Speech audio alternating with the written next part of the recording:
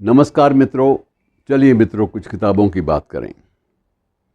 किताबों की एक दुनिया वो है जब हमें खबरें दी जाती हैं कि विक्रम सेठ या उनकी माता श्री लीलावती जस्टिस न्यायमूर्ति लीलावती सेठ को बहुत कुछ मिला और रॉयल्टी के रूप में, पारिश्रमिक के रूप में, अपनी किताबों के रूप में। और कहते हैं कि कई बार तो ये भी सुनने में आया कि लेखकों को, ऐसे लेखकों को जिनकी बिक्री की संभावनाएं हों, उनको अग्रिम रूप में भी पहले ही रॉयल्टी दे दी जाती है ताकि वो अगली जो किताब उनकी आने वाली है वो फलां प्रकाशक ही छापेगा। तो ये अलग अलग रॉयल्टी के बारे में ये भी चक्कर चलते रहते हैं। लेकिन सामान्य रूप से मित्रों एक सवाल पैदा होता है।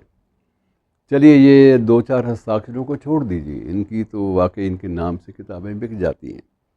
लेकिन सबसे बड़ी बात जो है वो दिक्कत ये है कि छपती पुस्तकें आज पहले से भी ज़्यादा हैं।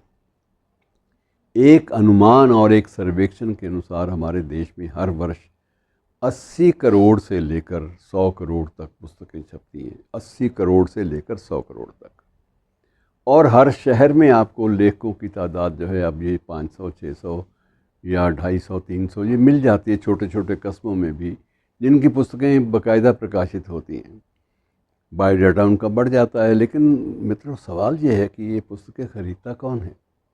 खरीदने की बात छोड़िए, मैं सबसे बड़ा एक सवाल आपके सामने उठाना चाहता हूँ। क्या लेखक स्वयं भी पाठक के रूप में पढ़ता है?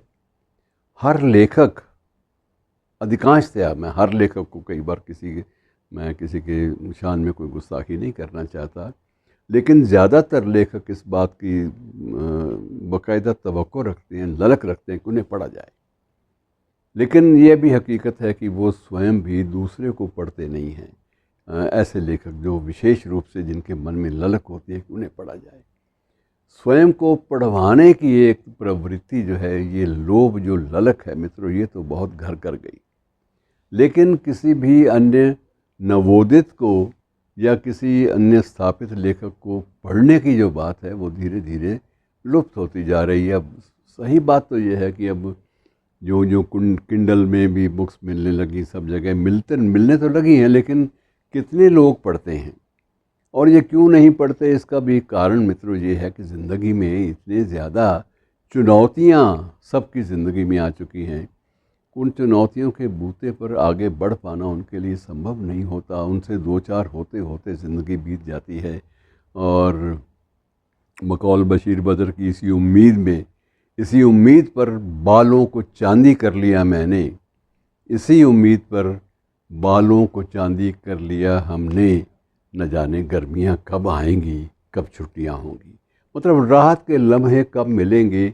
उन छोटे से कुछ राहत के लम्हों की तलाश में कितने लोग बुरी तरह से बिल्कुल अपना ज़िंदगी पूरी की पूरी बिता देते हैं। लेकिन मित्रों वस्तुस्थिति ये है कि आज भी सिर्फ उन्हीं को पढ़ा जाता है, कुछ एक चंद एक गिने चुने लेखकों को, जिनको आप कहीं कोट कर सकें। लेकिन सामान्य रूप से नवोदित के लिए एक बहुत बड़ी चुनौती है। किताब की ललक तो है, अभी भी ये एक भ्रम बना हुआ है लिखने वाले नए लेखकों के मन में बना हुआ है कि नहीं, किताबें दो चार छप जाएं तो सामाजिक प्रतिष्ठा बन जाती है। लेकिन अब सामाजिक प्रतिष्ठा किस रूप में बनती है, क्या होता है मित्रों, कोई इसका मापदंड, कोई निर्धारित पैमाना नहीं है। लेकिन ये हकीकत है कि पढ़ने की आदत धीरे धीरे छूटती जा रही है। अब हम किसी किताब को, कोई बहुत अच्छी किताब भी आए, विक्रम सेठ की हो या किसी की भी हो, उसको हम ले आएंगे, लेकर उसको ख़रीदेंगे भी, ख़रीद कर अपने शेल्फ में रखेंगे, तो शेल्फ की शोभा बढ़ाने में वो किताब खर्च हो जाती है। लेकिन कई किताबें ऐसी भी होती हैं जो शेल्फ में मौजूद हैं क्योंकि उससे स्टेटस बनता है, मेहमानों की नज़र में आदमी ऊंचा उठता है।